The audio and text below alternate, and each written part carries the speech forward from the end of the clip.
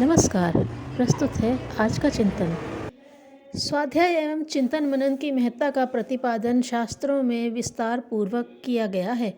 मनुस्मृति में उल्लेख है, स्वाध्याय नित्य युक्तः स्यात्, अर्थात स्वाध्याय में नित्य तत्पर रहना चाहिए, क्योंकि इससे सद्विवेक सद्बुद्धि का विकास होता है और उससे समस्त समस्याओं का समाधान मिलता है। प्राकृत उत्तराध्ययन भी इसका समर्थन करते हुए कहता है, स्वाध्याय करते रहने से समस्त दुखों से मुक्ति मिलती है। इसी ग्रंथ के अगले सूत्र में इससे मिलने वाले सत्परिणाम का उल्लेख है। स्वाध्याय सभी प्रकार के भावों का प्रकाश करने वाला है। स्वाध्याय की इस महत्ता को जानते हुए प्रायः लोग अच्छी पुस्तकें पढ़ते भी हैं, परंतु जो पढ़ा गया है उस पर चिंतन मनन और वार्तालाप नहीं करते। यही कारण है कि उस अध्ययन का प्रभाव जीवन में स्थायी नहीं हो पाता। यदि पुस्तकों शास्त्रों के सार जीवन में उतारने की प्रक्रिया लोग सीख जाएं, तो सामान्य सी परिस्थितियों में ही हर व्यक्ति उत्कृष्टता के चरम बिंदु तक पहुंच सकता है। अच्छी पुस्तकें महापुरुषों की जीवन गाथाएं गोघृत एवं दुग्ध के समान पौष्टिक आहार है, जो मन बुद्धि आचार विचार तर्क व विवेक को परिपुष्ट करके आत्मोत्थान का उज्ज्वल पथ प्रशस्त करती हैं। बात उन दिनों की है जब गांधी जी दक्षिण अफ्रीका में थे। उन्होंने बहुचर्चित नेता ग्लैडस्टोन की जीवनी पढ़ी थी। उसमें एक प्रसंग ऐसा था जिसने गांधी जी के जीवन की एक धारा को उलट कर रख दिया। एक दिन एक आम सभा हो रही थी। उसमें ग्लैडस्टोन के साथ उनकी धर्मपत्नी भी थी। ग्लैडस्टोन को चाय पीने की आदत थी। चाय बनाने का कार्य उनकी धर्मपत्नी ही करती थी।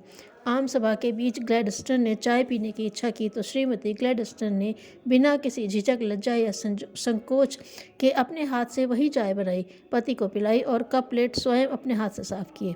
ऐसा उन्होंने कई स्थानों में किया।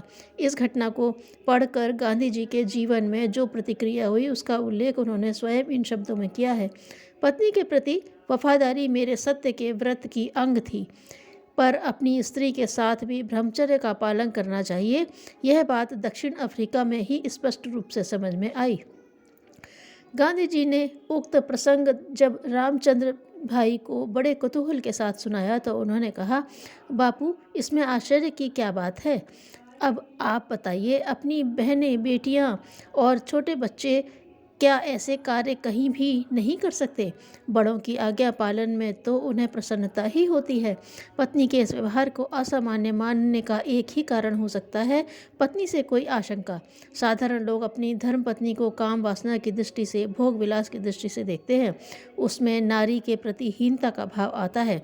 यही भाव हम अपने साथ प्रत्येक कार्य में आरोपित करते हैं। पत्नी उसे ही बुरा मानती है। यदि उसे हीनता या कामुकता की दृष्टि से न देखा जाए तो सचमुच प्रत्येक स्त्री ग्लैडस्टोन की धर्मपत्नी की तरह ही बहन बेटियों की सी सेवा बिना लज्जा या संकोच के कर सकती है।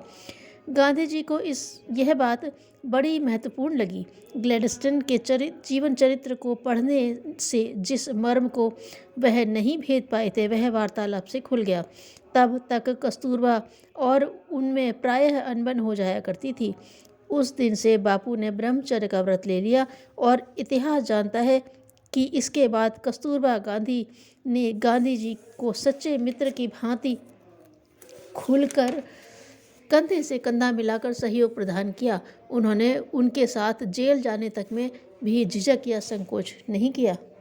स्वाध्यायशीलता और पढ़े हुए को जीवन में रचाने पचाने के अभ्यास ने गांधी जी को महान बना दिया।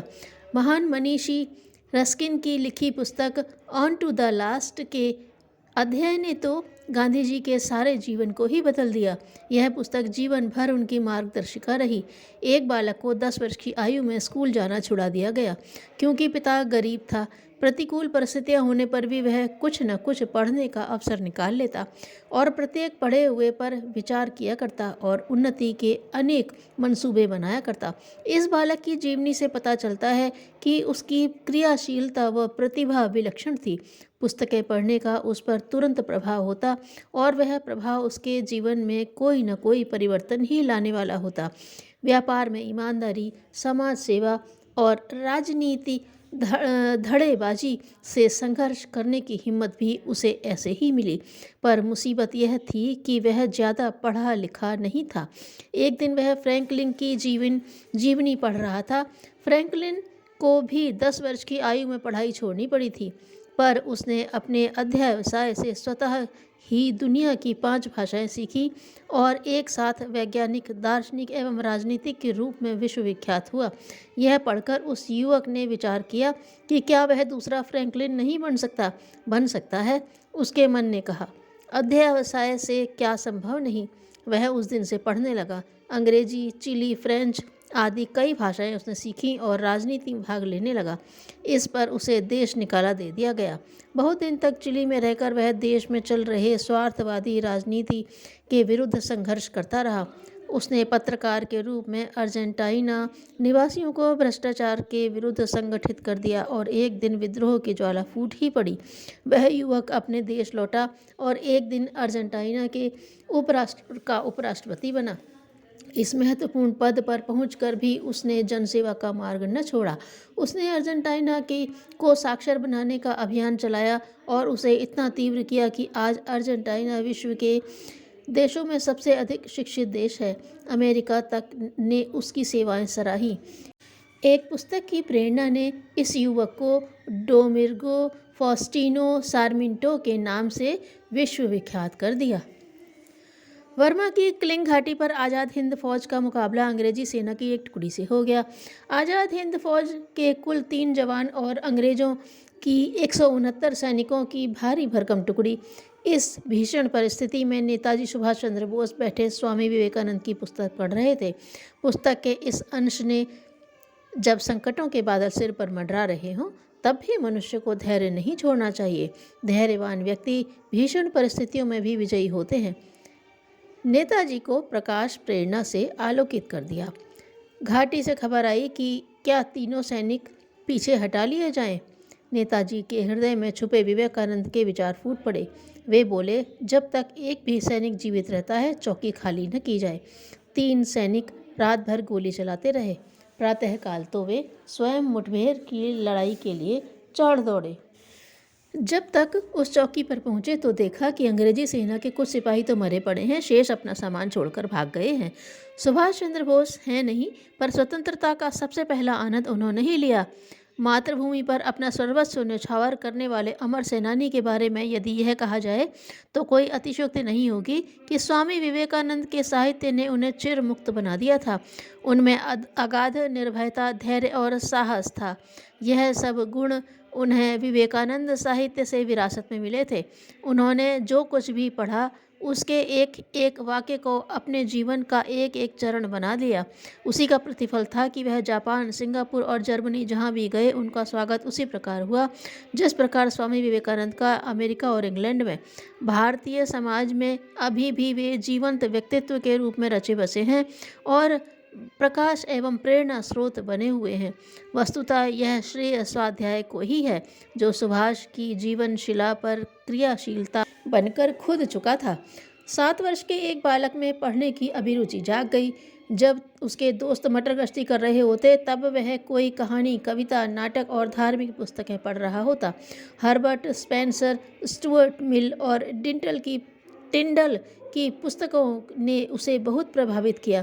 फिर उसने बेकार किस्म के उपन्यास, कहानियाँ पढ़ना छोड़ दिया और रचनात्मक निर्माणात्मक साहित्य ढूंढ ढूंढ कर पढ़ने लगा। वह एक स्टेट एजेंट के यहाँ नौकरी कर रहा था, तब भी अच्छी पुस्तकें पढ़ने का चाव उसने न छोड़ा। इससे उसके जीवन में पाश्चात्य बुराइयों का समावेश न हो सका।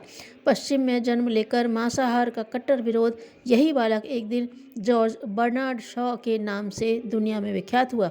उसने जब लेखनी उठाई तो संसार के सर्वश्रेष्ठ नाटककारों की श्रेणी में जा विराजा। एक फटी सी पुस्तक मेरे हाथ लगी। आरंभ के कुछ पृष्ठ फटे थे, पर प्रत्येक पुस्तक से कोई न कोई अच्छी बात सीखने का मुझे व्यसन हो गया था। इस पुस्तक को पढ़ने से मुझे बहुत ही मार्मिक पंक्तियाँ हाथ लगीं। उन्हें मैंने अपनी डायरी में नोट कर लिया।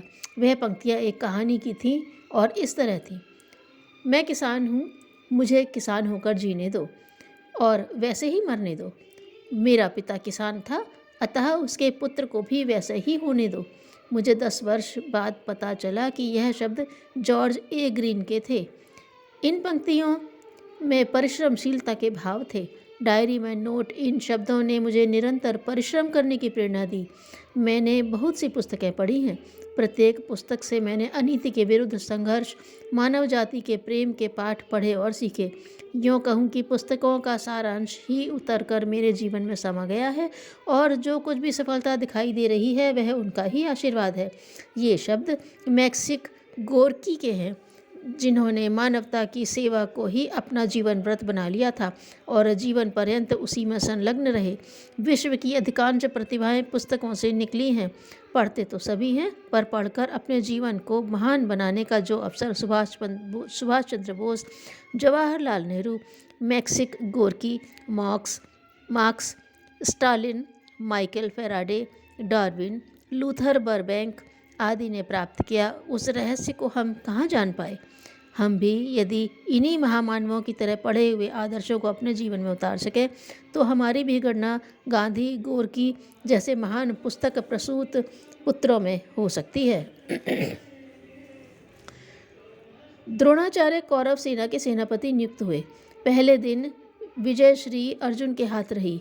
दुर्योधन गुरु द्रोणाचार्य के पास गए और कहा, गुरुदेव, अर्जुन तो आपका शिष्य है, आप तो उसे क्षण भर में परास्त कर सकते हैं, फिर यह देर क्यों? द्रोणाचार्य ने कहा, आप ठीक कहते हैं, अर्जुन की सारी विद्या से परिचित हूँ, किंतु उसका जीवन संघर्ष करने में रहा है और मेरा सुविधापूर्वक दिन बिताने का रहा है। विपत्ति ने उसे मुझसे भी अधिक बलवान बना दिया है।